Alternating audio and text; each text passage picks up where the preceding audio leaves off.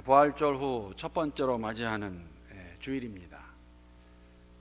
매년 저희가 고난주간을 맞이하고 또 부활절을 맞이하게 되는데, 아마 저희들에게, 성도들에게 이 기간만큼, 이날만큼 가장 중요하고 뜻깊은 날이 없을 것입니다. 이 땅에 성육신으로 오셔서 십자가에서 저희들의 죄의 대가를 치르시고 장사한 지 사흘 만에 다시 사신, 부활하신 예수를 기리는 그날만큼 기쁜 날이 없다고 생각합니다. 다시 한번 우리가 부활하신 주님을 기억하면서, 기념하면서 감사와 찬양을 올려드립니다. 저에게도 이번 고난주간과 부활절은 특별한 시간이었습니다. 특별한 시간이었음을 하려면 지난주에 나누지 왜 또 이렇게 갑자기 무슨 말 하려고 하는 건가, 다른 게 아니라 고난주간에 제가 인도하는 소그룹들이 모이지 못해서 바로 지난주에, 이번 주에 모이게 되었는데, 그 모임을 갔다가 한 모임에서 어떤 성도가 나눈 간증이 참 제게는 은혜가 되어서 다시 한번 그런 마음을 가지게 되었는데, 정말 감사했습니다. 왜냐하면 우리가 다 알고 있다시피 고난주간 월요일날 새벽에 불이 나서 사실은 이 냄새가 굉장히 독했습니다. 월요일, 화요일, 수요일 예배 나오신 분들은 다 아시고 계실 것입니다. 탄내가 진동을 했습니다. 그래서 제가 월요일날 여기 올라와서 이렇게 하면서 오늘 설교 짧게 하겠습니다, 그런 말씀까지 드렸는데, 어떤 성도가 그러시더라고요. 근데 목사님, 저는 이번 주에 정말 은혜를 많이 받았습니다. 물론 그 자매님이, 또 자매라고 나왔네요. 성도라고 말했는데, 그 나눈 내용이 물론 예수님의 십자가의 죽음과는, 고난과는 비교할 수 없지요. 그러나 예배를 드리는데 그 냄새, 탄내가 진동을 하는데 자기가 조금은 예수님의 고난을 느껴보면서 감사했다고 그러시더라고요. 월요일 예배 나오시면 아시겠지만 그 냄새가 정말 장난이 아니었습니다. 그럼에도 불구하고 그런 간증을 하셔서 얼마나 제 마음에 감사했는지. 그런데 저는 이상하게 그 간증을 들으면서 불현듯 다시 한번 베드로가 생각이 났습니다. 자신이 3년 동안 섬기며 따라다녔던 예수께서 그렇게 허무하게 잡혀가는 것을 보지 못해서 아마 보였던 베드로의 반응이 아닌가. 그곳 겟세마네 동산에서 베드로는 몸에 지니고 있던 칼을 빼어듭니다. 칼을 빼어들어서 앞에 있던 사람의 귀를 잘라버립니다. 말고의 귀입니다. 왜 그랬을까? 예수님이 당하시는 고난을 조금이라도 덜어드리려고 그랬을까? 아니면은 칼을 빼어서 위협을 하여서 예수님 잡혀가지 못하게 하려고 그랬을까? 왜 갑자기 칼을 빼어서 그런 행동을 했을까? 여러분, 이러한 베드로의 행동을 우리가 아니지라고 말하지 못할 것입니다. 어떻게 보면은 베드로는 나름대로 예수님을 사랑하는 모습을 그렇게 표현했습니다. 12명의 제자가 있었지만 한 명은 예수를 부인하고, 예수를 또 배반하고, 예수를 팔아넘기지 않습니까? 나머지 제자들은 다 그때 없었습니다. 아무것도 못하고 있었습니다. 같이 있었지만. 그런데 거기서 칼을 빼어서 그렇게 하는 베드로의 행동, 사실은 어떻게 보면 저는 그런 생각 해봤습니다. 하나님, 예수님께서 칭찬하셔야 되는 게 맞지 않을까? 지금 아무도 그렇게 하지 못하는데 예수님 뭐라고 말씀하십니까? 근데 동시에 저는 또 다른 질문이 하나 생겼어요. 도대체 칼이 어디서 났을까? 칼이 어디서 났을까요? 베드로가 왜 칼을 갖고 다녔을까? 우리가 아시는 얘기지만 예수님께서 반복해서 제자들에게 말씀하셨습니다. 적어도 복음서를 보게 되면은 3번 정도는 나옵니다. 예수님께서 당신의 죽음에 대해서, 부활에 대해서 말씀하셨습니다. 한 군데만 제가 찾아보겠습니다. 마태복음 17장 22절, 23절의 말씀입니다. 갈릴리에 모일 때에 예수께서 제자들에게 이르시되 인자가 장차 사람들의 손에 넘겨져 죽임을 당하고 제3일에 살아나리라 하시니 제자들이 매우 근심하더라. 물론 이 내용을 다 이해하지는 못했습니다. 그러나 자신들이 따르고 있는 예수께서 죽겠다고 말씀하시는 그 이야기를 들으면서 제자들은 근심을 했습니다. 12명 가운데서 제자 가운데서 리더격에 있던 베드로는 어쩌면은 아무도 모르게 이날을 대비했는지도 모르겠습니다. 칼을 차고 다녔습니다. 칼이 있었습니다, 분명히. 그래서 그 칼을 빼어서 말고의 귀를 자르는 모습 저희들이 알고 있습니다. 베드로가 그렇게 칼을 잘 갖고 놀릴 수 있었을까? 말고의 귀를 향해서 칼을 쓴 것인지, 아니면 얼떨결에 감정이 욱하면서 그냥 칼을 빼가지고 휘둘렀는데 그것이 말고의 귀를 자른 건지. 여러분, 이렇게 생각하는 이유는 사실은 있을 수 없는 이야기입니다. 겟세마네 동산에 예수를 잡아오는 무리는 작은 무리가 아니었습니다. 로마의 군사가 있었고 대제사장들의 아랫사람들이 우르르 몰려왔습니다. 그들의 손에는 칼과 몽둥이가 잡혀져 있습니다. 여러분, 한 사람이 칼 빼서 하는 거 아무 소용없는 일이에요.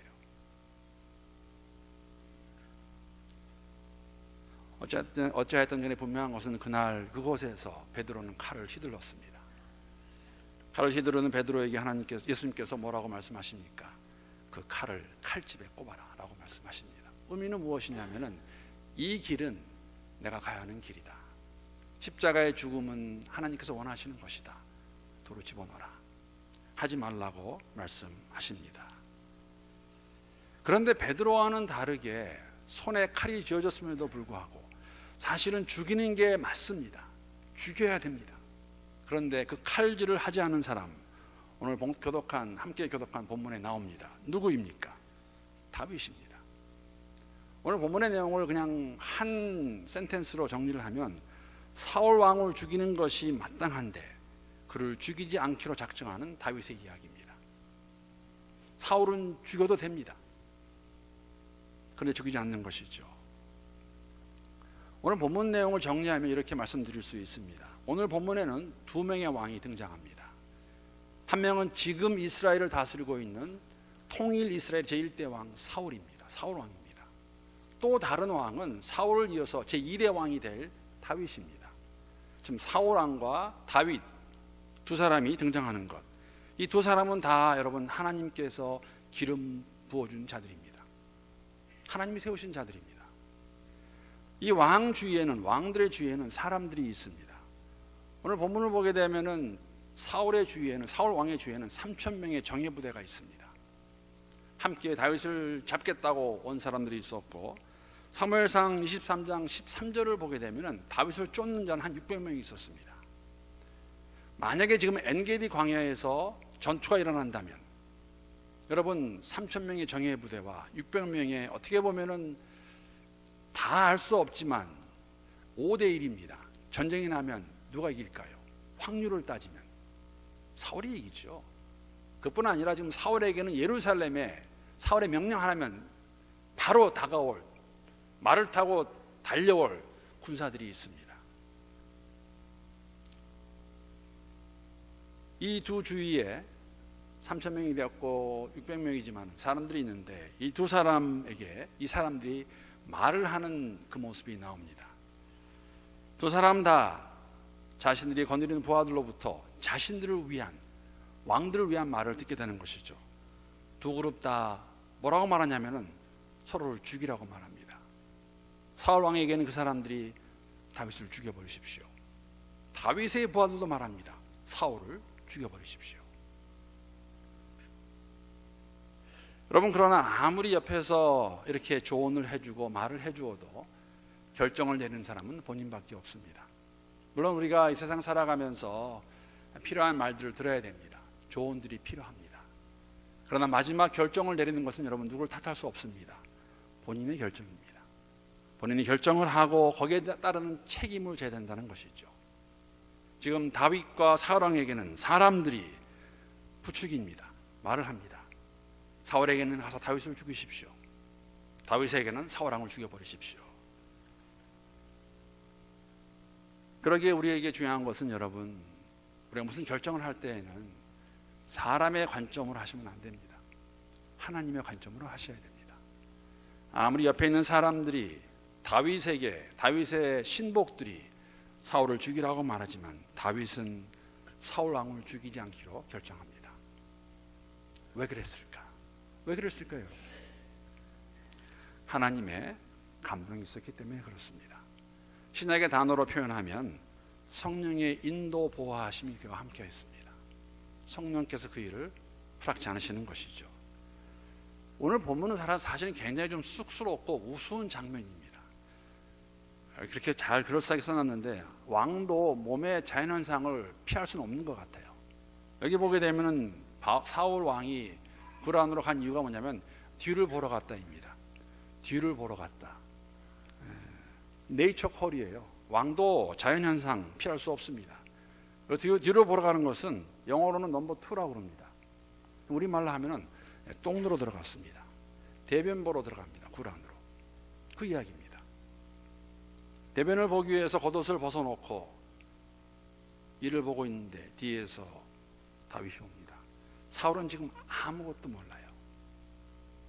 왔다 간 것도 모릅니다. 바로 앞에 볼일 보고 있는 저 사울 왕, 나를 죽이겠다고 쫓아다니는 왕입니다.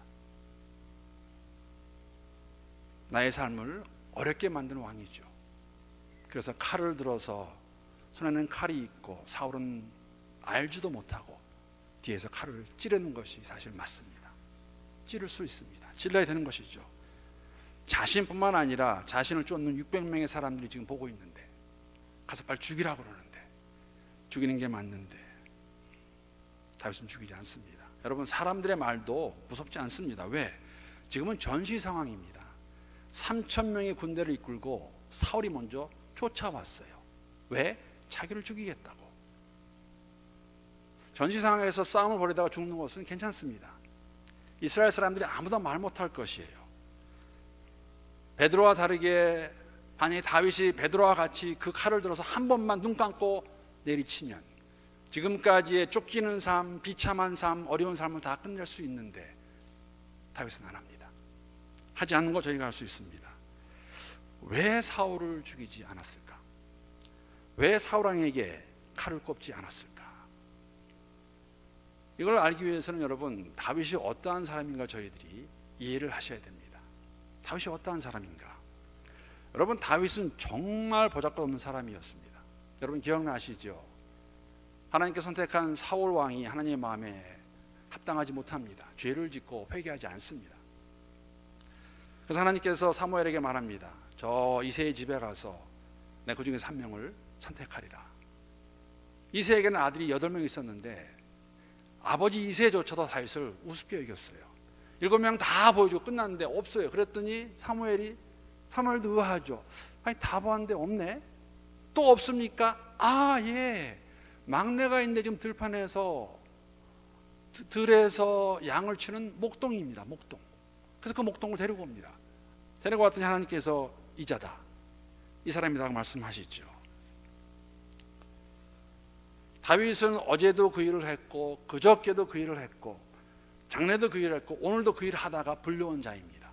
아무도 알아주지 않았어요. 아버지조차도 인정하지 않던 자입니다. 그러한 목동 다윗.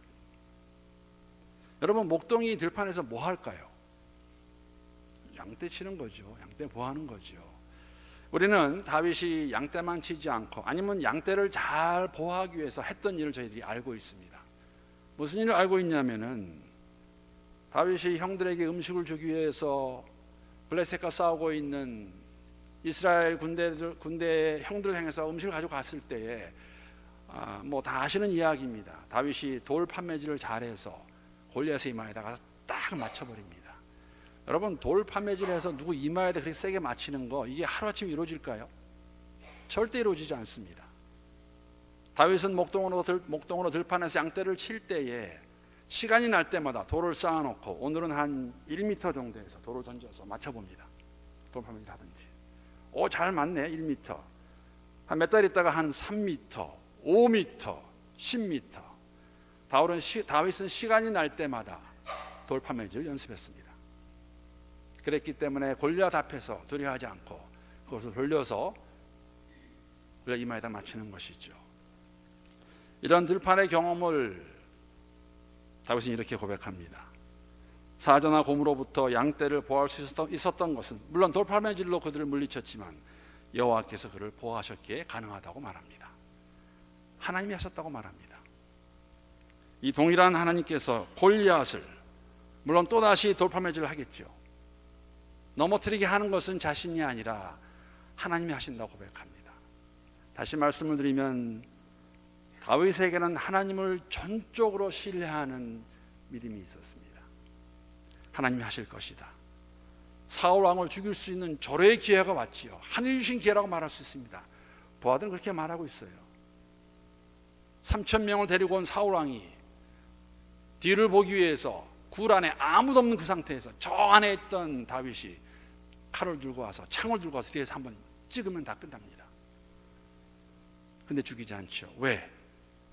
이 일은 하나님이 하실 일이기 때문에, 하나님이 하실 것이라는 것이에요.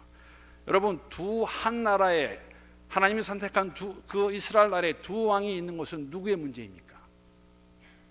하나님 문제예요. 하나님이 기름을 주셨어요. 기름 부음을 해주셨어요. 이 문제를 해결할 분은 오직 한 분이십니다. 누구이십니까? 하나님이십니다. 그 하나님 믿는 거죠. 너희들이 아무리 나에게 이렇게 하라 할지라도 이것은 아니다라고 말하는 다윗입니다. 그리고 다윗은 사실은 어떤 주석가는 읽지 않은 내용 8절부터 15절의 내용을 다윗의 스피치라고 그렇게 했어요. 볼일을 다 보고 나와서 3,000명의 신하를 끌고, 지금 옷이 잘린 것도 모릅니다. 사울은 자신의 길을 가고 있는, 자신의 길이 무엇입니까? 다윗 찾으러 가요. 다윗 죽이러 가는 그 뒤에서 소리 지릅니다. 소리 지르는데 사울이 들어보니까 잘 아는 목소리예요. 익은 목소리입니다. 다윗이 고함 지르는 것이죠. 사울 왕이여, 내 아버지여 보소서 하면서 하는 내용이, 그 스피치가 8절부터 15절까지 기록되어 있습니다. 거기에서 다윗이 사울에게 말해주죠. 내가 왜 당신을 죽이지 않았나 들으소서. 다윗이 사울을 죽이지 않은 이유는 세 가지입니다. 그 세 가지 이유 8절부터 15절까지 내용 통해서 보겠습니다. 먼저 다윗이 사울 왕을 죽이지 않은 이유는 사람들의 말에 귀를 기울이지 않았기 때문입니다. 사무엘상 24장 9절 10절 말씀 제가 읽어보겠습니다. 다윗이 사울에게 이르되 보소서, 다윗이 왕을 해하려 한다는 사람들의 말을 왕은 어찌하여 들으시나이까? 오늘 여호와께서 굴에서 왕을 내 손에 넘기신 것을 왕이 아셨을 것이니이다. 어떤 사람이 나를 권하여 왕을 죽이라 하였으나 내가 왕을 아껴 말하기를 나는 내 손을 들어 내 주를 해하지 아니하리니 그는 여호와의 기름 부음을 받은 자이기 때문이라 하였나이다. 사울 왕이 다윗을 죽이려고 엔게디 광야에 온 이유는 그전도 그랬었고요. 사람들의 말을 듣고 그 사람들의 말을 신뢰했기 때문입니다. 사람들은 그랬을 것입니다. 사울 왕 아십니까? 하나님께서 사무엘을 이새의 집에 보내서 다윗을 또 기름 부으셨어요. 당신이 이렇게 있으면 멸망할 것입니다. 그 일을 없애기 위해서 다윗을 찾아 죽이십시오. 그런데 여러분, 다윗에게도 동일한 말이 옵니다. 굴에 있던 그들의 신하들이 그렇게 말하죠. 이번은 이거야말로 정말 하늘이 주신 기회입니다. 우리 이렇게 말하죠. 하나님의 뜻입니다. 가서 죽이십시오.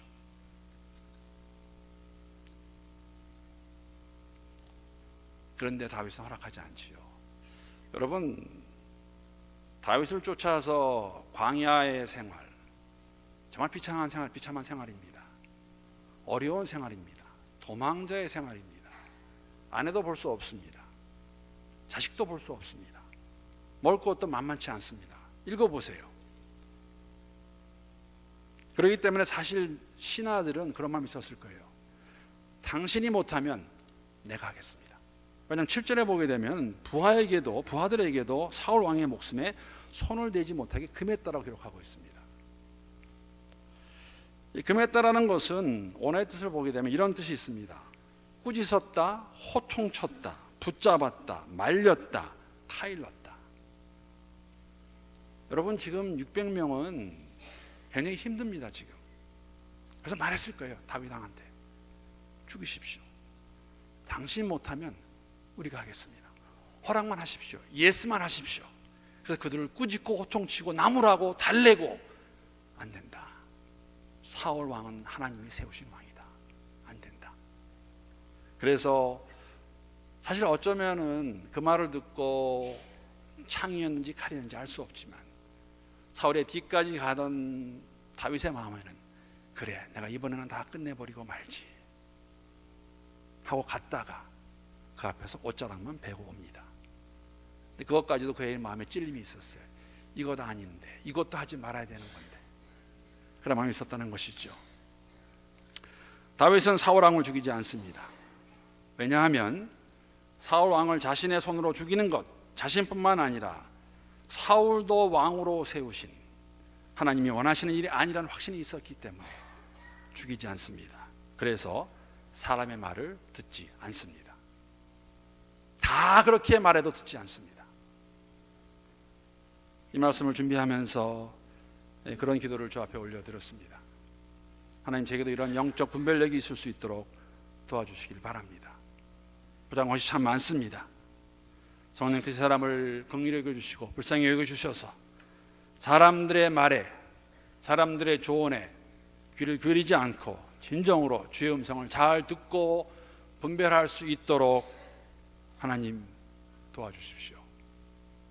교회를 위해서도 기도했습니다. 하나님 말씀에 어긋나는 여론을 조성하거나 그런 여론에 흔들리지 않을 수 있기를 기도합니다. 주의 음성을 우리 함께 듣고 주님이 원하시는 것이 무엇인가 함께 고심하는 가운데 그 길을 갈 수 있는 교회가 되기를 함께 기도합니다. 여러분과 제가 믿는 하나님은 말씀의 하나님, 동일하신 하나님이십니다. 우리가 믿는 하나님은 신뢰를 받으실 만한 분입니다. 아니죠. 이 땅에 우리가 신뢰할 수 있는 분이 있다면 오직 하나님 한 분이십니다. 그분 안에서만 형통합니다. 그분 안에서만 가능하다는 것이죠. 여러분, 하나님은 당신이 못하는지 아시는 분이세요. God knows what He is doing. 여러분과 저는 몰라요. 저도 모릅니다. 하나님은 아세요. 그 하나님 바라보는 가운데, 그 하나님 말씀에 귀를 기울이는 가운데 사람들의 말에 흔들리지 않는 그러한 교회가 될 수 있기를 함께 기도합니다. 두 번째 이유는 무엇이냐면은 다윗의 마음 가운데는 하나님의 주권에 대한 확신이 있었습니다. 사무엘상 24장 11절 12절 말씀입니다. 내 아버지여 보소서. 자기를 죽이려는 사울 왕을 아버지라고 불러요. 내 아버지여 보소서. 내 손에 있는 왕의 옷자락을 보소서. 내가 왕을 죽이지 아니하고 겉 옷자락만 베었은즉 내 손에 악이나 죄가가 없는 줄을 오늘 아실지니이다. 왕은 내 생명을 찾아 헤아려 하시나 나는 왕에게 범죄한 일이 없나이다. 여호와께서 나와 왕 사이를 판단하사 여호와께서 나를 위하여 왕에게 보복하시려니와 내 손으로는 왕을 해하지 않겠다고 소리질러 말합니다. 하나님 주권이시죠. 하나님이 당신과 나 중간의 판단자이십니다. 재판장이십니다. 하나님이 알아서 하실 것입니다. 사울 왕은 사람들의 말을 듣고 자신의 손으로 다윗을 죽이겠다 3,000명을 끌고 왔지만 다윗은 그렇게 말하죠. 나는 당신을 죽일 수 있었음에도 불구하고 죽이지 않습니다. 왜? 이 일은 하나님이 하실 일이기 때문에. 나는 당신을 해할 마음이 전혀 없습니다. 하나님이 아십니다. 하나님이 하실 것입니다. 결코 자기 칼로 사울을 죽이지 않겠다고 말하는 것입니다. 그냥 한 말이 아니었죠. 옷자락 뱅 걸 보여주지 않습니까? 당신이 뒤를 보러 이 들어왔을 때 나는 그 안에 있었고 내가 마음만 먹었으면 죽일 수 있었지만 그렇게 하지 않았습니다. 왜? 하나님께서 하나님의 방법으로 하나님의 시간에 이 문제를 해결하실 것이기 때문에. 하나님의 주권입니다. 하나님이 하신다는 것이죠. 말씀드린 것 같이 여러분, 이스라엘의 왕이 2명이 있다는 것은 하나님 문제입니다. 하나님이 해결하실 것입니다. 24장 15절을 보게 되면은 다윗이 이렇게 고백합니다. 그런즉 여호와께서 재판장이 되어 나와 왕 사이에 심판하사 나의 사정을 살펴 억울함을 풀어주시고 나를 왕의 손에서 건지시기를 원하나이다 하니라. 하나님께서 하실 것이라고 다윗이 사울에게 말해주고 있습니다. 사랑하는 성도 여러분, 우리의 재판장은 오직 한 분이세요. 하나님이십니다. 우리의 사심 언행을 판단하실 분도 오직 한 분이십니다. 그리스도 예수세요. 성령 하나님께서 이러한 믿음의 관점을 여러분과 제게, 우리 교회에게 줄 수 있기를 기도합니다. 우리의 문제는 종종 우리가 우리의 힘으로, 제 힘으로, 제 능력으로 제가 가지고 있는 것으로 해결하러 가죠. 하나님을 전적으로 신뢰한다면, 하나님이 하시는 것을 믿는다면 하나님의 시간에, 하나님 방법으로 우리에게 어려움이 있다면, 우리에게 문제가 있다면, 개인의 것이 되었던, 가정의 것이 되었던, 교회의 것이 되었던, 하나님께 온전히 올려드릴 수 있는, 하나님의 주권에 맡길 수 있는 그런 믿음을 소유하는 우리 모두가 될 수 있기를 함께 기도합니다. 마지막으로 왜 다윗이 사울왕을 살려주었을까? 다윗이 이해하는 하나님의 공의와 사울이 이해하는 하나님의 공의가 다르기 때문입니다. 사무엘상 24장 13절 14절 말씀입니다. 우리 한번 함께 읽어보겠습니다. 자, 시작. 옛 속담에 말하기를 악은 악인에게서 난다 하였으니 내 손이 왕을 해하지 아니하리이다. 이스라엘 왕이 누구를 따라 나왔으며 누구의 뒤를 쫓나이까? 죽은 개나 벼룩을 쫓으니이다. 다윗은 자신이 악인이 아니라고 호소합니다. 자신은 다윗은 사울왕을 죽일 마음이 없다고 호소하는 것이죠. 자신의 결백함을 주장합니다.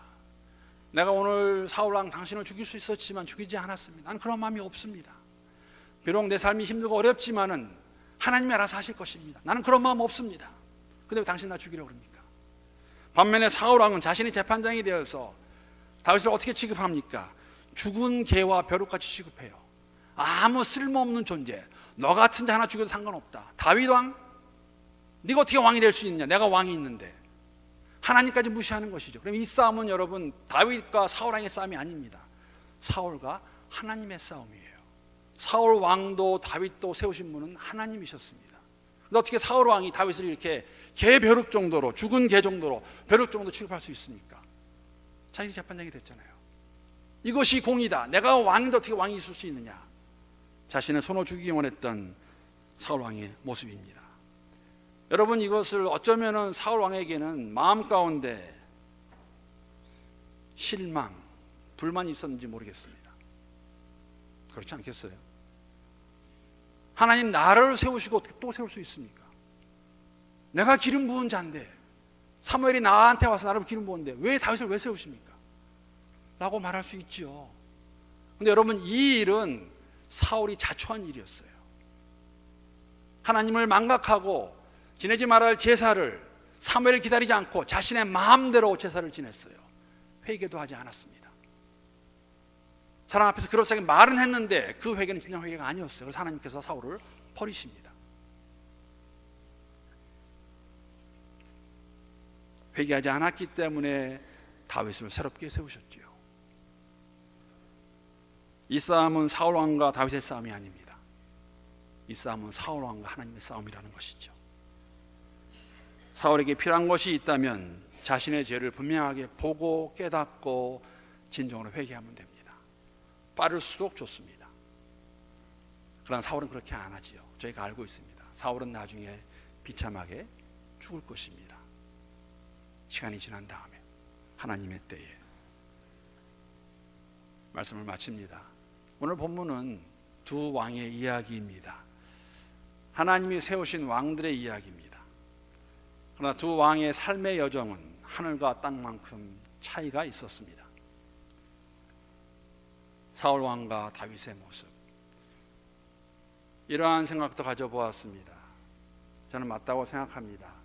사울 왕의 모습을 보면서 다윗이 다짐한 게 하나 있었죠. 나는 절대 저렇게 되지 않겠다. 나는 저런 왕 되지 않겠다. 하나님께서 세우셨는데 그 세우신 그 자리에 앉아서 권력을 휘두르면서 자신이 스스로 왕권을 지키겠다고, 저는 저 사울 왕의 모습, 나는 절대 저렇게 되지 않겠다. 그렇기 때문에 사울을 죽이지 않습니다. 여러분, 사울을 죽이지 않은 것은 계속되는 비참한 삶의 연속이에요. 계속 쫓김을 당할 것입니다. 어려울 것입니다. 먹을 것도 없을 것입니다. 그러나 그것이 하나님이 원하시는 길이기 때문에, 사울을 죽이는 것은 하나님이 원치 않는 것이기 때문에 그는 사람들의 말에 귀를 기울이지 않고, 아무리 여론이 이렇다 말할지라도 거기에 귀 기울이지 않고 주님이 원하시는 길을 걸어갔습니다.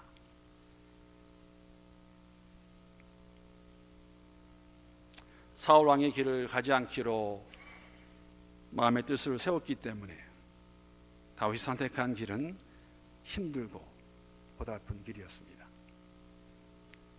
그래서 오늘 본문의 말씀과 같이 굴에서 사울왕을 죽이지 않습니다. 계속 600명의 그 소리를 함께 들으면서 도망자로 쫓기는 자의 삶을 살게 될 것입니다. 그러나 그 길이 하나님이 원하시는 길이었기 때문에 다윗은 그 길을 걸어갔습니다. 사랑하는 성도 여러분, 이 길이 바로 예수님께서 골고다에서 죽기 위해 걸어가신 십자가의 길입니다. 그리고 제자들에게도 그 길을 요구하셨습니다. 그리고 오늘 저희들에게도 똑같은 길을 요구하고 계십니다. 사랑하는 성도 여러분, 어떤 길을 걸어가고 계십니까? 누구를 따르시겠습니까? 사울왕을 따르시겠습니까? 다윗을 따르겠습니까? 다윗과 같이 주님만을 잘 따라가는 여러분과 제가 될 수 있는 그러한 공동체가 될 수 있기를 함께 기도하면서 말씀 한 군데 보고 마치겠습니다. 마태복음 6장 33절 말씀입니다. 우리 함께 한 목소리 읽겠습니다. 시작.